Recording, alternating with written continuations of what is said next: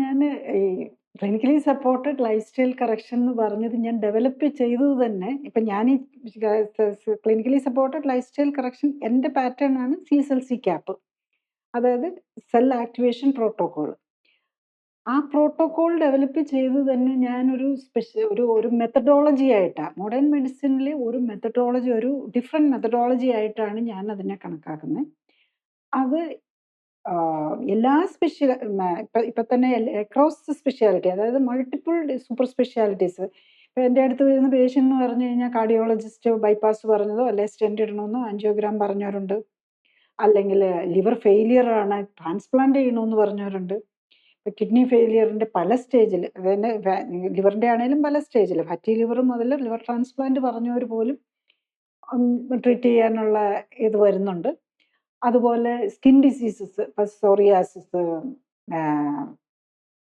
Eczema, ഇതൊക്കെ അവർക്ക് 10-20 വർഷമൊന്നുമില്ല, ചിലപ്പോൾ ഒരു 15-ാം വയസ്സ് മുതൽ തുടങ്ങിയ രോഗങ്ങളായിരിക്കും.